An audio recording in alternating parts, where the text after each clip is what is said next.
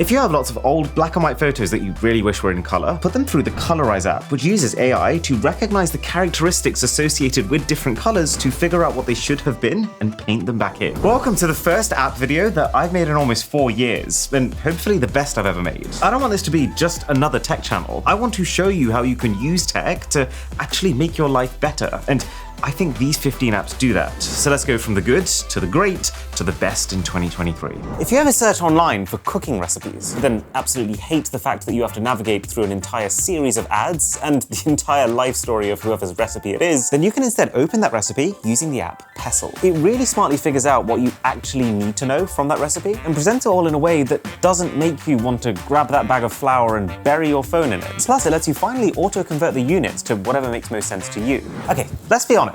Paper tickets are history. Literally every event I've been to in the last 5 years has either used a QR code or an email to get you in, which in theory is great because all you need now is your phone. But in practice, I just sit there fumbling through my emails, trying to remember the exact message I received the code in. And that is where you can use something like ANYCODE Wallet, which can scan all of your tickets and codes and store them together. And plus, it also gives you the option to add in an expiry date so that the app can remind you as that date gets close, which will actually save my skin because I'm notorious for someone gifting me one of those experience vouchers and then never getting around to booking it.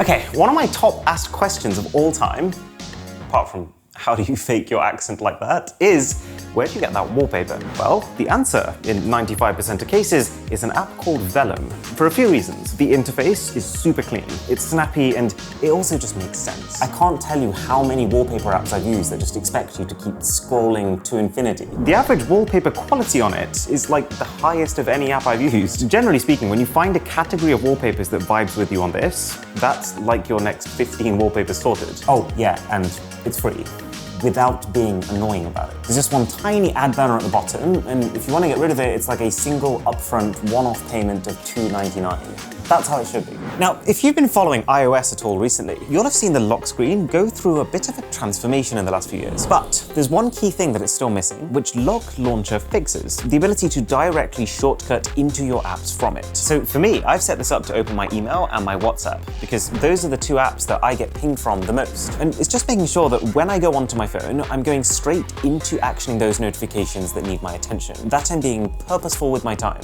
Oh yeah, and then there's YouTube. That's just for my fun. But we all know that if you actually want the best customization, you still have to go with Android. I'm okay. Emotionally, I'm shaken. Assuming you know what launchers to use, what icon packs to use, the widgets, you can make anything you can think of. But it's the knowing that's the hard bit. So, fellow YouTuber Sam Beckman has made an app called Palette. It's like a growing library of home screen inspiration that not just jogs the creative thinking, but tells you exactly what was used to make it, even going as far as to link each component directly. Like, tell me this doesn't look amazing. Oh. So it doesn't look amazing. Okay, you can see it now, right? Pretty impressive. But I do still want to recommend one specific launcher that I've been loving recently. It's called Before, and just like the iOS Lock Launcher, it's trying to improve your ability to focus on real-world things. And to do that, the main home screen is highly decluttered. There's no bright icons shouting out for your attention, just words. If you want to see everything, you swipe to the right and you can quick search for most of what you're looking for. But really, it is the left screen that is the most interesting. It lets you pick a few apps, the ones that you deem, let's say, the most important, and those become the unfiltered apps. The apps for which you need to see the notifications for the minute they come in. And the rest of your apps become filtered. So all of your non-immediately essential notifications will be collected in this screen on the side, which basically means you can focus on your day and just get to them when you get to them. Any app or product that tries to keep you focused in the real world like this, it is going to come at the cost of some functionality from your tech. But this is probably the best compromise I've seen. Like, it doesn't feel like a burden. Now, Since when does this sofa move?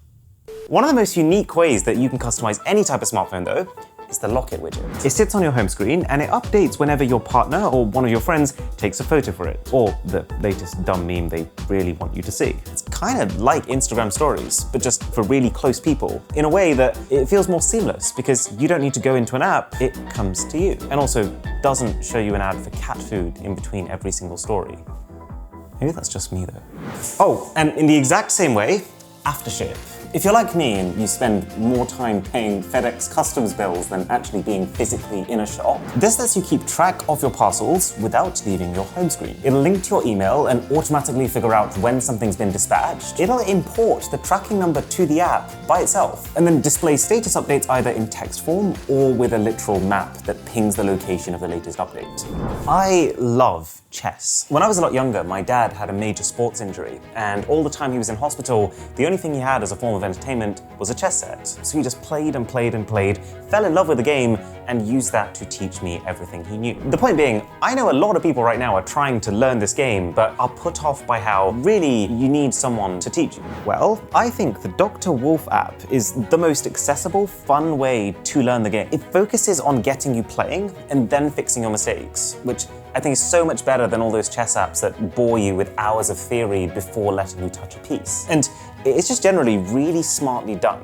Like on the main menu, you have 3 options. You can either just keep playing game after game, and this Dr. Wolf will decide what things he wants to teach you on each specific game. You can hop over to train, and he'll pick apart the mistakes that you've made on past games. He'll show you what you did wrong, he'll let you know that there was a better option, and I love the fact that he then lets you figure out what that better option was. And then if you are feeling like actually doing some theory, they've created a whole suite of these bite-sized lessons that track your progress from noob to master. Plus, I just appreciate really good app design, and this is very slick to use. If you ever had the privilege of going on a full-on holiday with friends, it's the best, right? But the problem is, it's also really hard to coordinate. Like, I am actually flying off to Portugal tomorrow, but the group that's going is 14 people. How on earth do you coordinate 14 people on a WhatsApp chat? Well, that is where WANDERLOG comes in. It's your travel plans, your hotel details, your itinerary, even your place to research everything there is to do. It's everything in one. It really feels like you're rocking up to this holiday fully ready to make the most of it. Like, it gives you a 1-page summary of the history of the place you're going and a compilation of the best rated things to do there with the option to quickly add those to your itinerary. Now, I wouldn't say it's generating any new content per se. Everything on this app is sourced from other parts of the internet, but it's just having it all in one place that makes you feel like the most organized person in the group.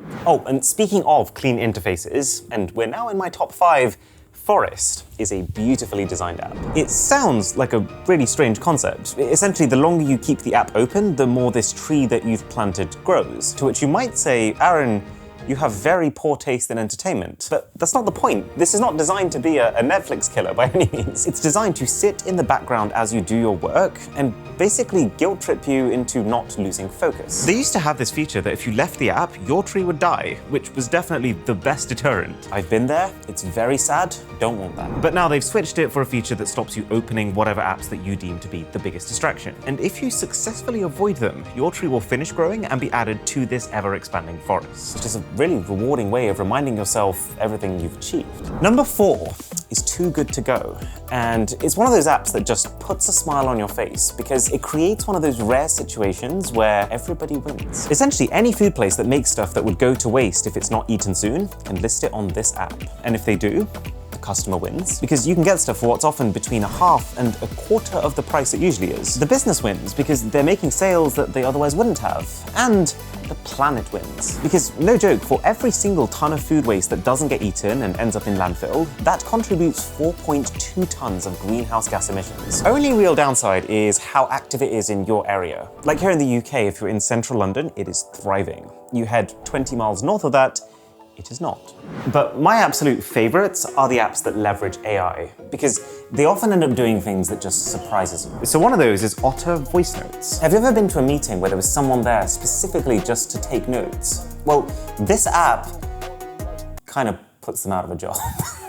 It listens to what's being said, and it gives you a full transcript to keep, which is already handy. But the extra benefit of something being text as opposed to just speech is that it also allows you to navigate it easier. When the iPhone 14 got announced, this app is actually a big part of how we got our video out so quickly. We had the phone recording the entire event, and it meant that when we wanted to talk about a specific feature, like say crash detection, we could just type that word in and read everything that was said so we can have that topic fresh in our minds. Plus, it means it can automatically summarize meetings using the AI for people who couldn't make it, and sort through your notes based on what it deems as keywords. But MOISES takes this concept of AI audio manipulation to the moon. If you're at all passionate about music and you want to make a remix or a cover or just prat around with it, then this app can listen to any track and use artificial intelligence to essentially let you isolate all the different instrumentals and vocals. It feels like sorcery. And you can then control these individual elements as if you were the one in the editing booth making the track. Like, listen to this.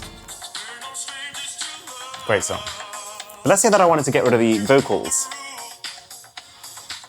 And then let's say I want to get rid of the drums.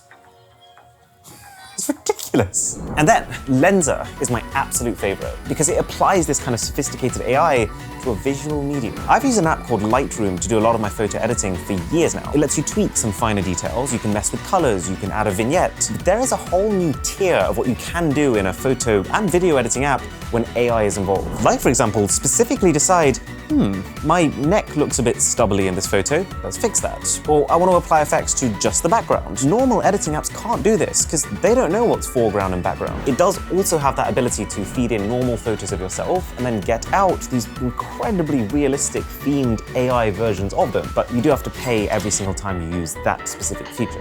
Oh, and then bonus app, if you're like me and you want to organize your entire work life, then Monday.com is one of the easiest ways to do that. It can adapt to any kind of workflow. It doesn't matter what kind of job or business you're in without needing any code. Like, I built a bunch of these little widgets. It took me less than 15 minutes in total, but this alone allows me to keep track of every single thing I have going on. And it can include your finances, your work project, your long-term goals, all in one page. And if you manage a team or you work in a team, this is where it really comes into its own. I've only just started thinking about this. We just hired our 8th person, and all of a sudden organizing using a pen and a notepad isn't cutting it anymore. But with Monday.com, I can just whack in all the currently ongoing videos we have, assign a person to be in charge of each one, and then each team member can take responsibility over a project and update it as it moves further along the process. All I need to do is to just look at the dashboard to get an instant bird's eye view of the entire business. So hit the link in the description to learn more about Monday.com and get a special free 30-day trial.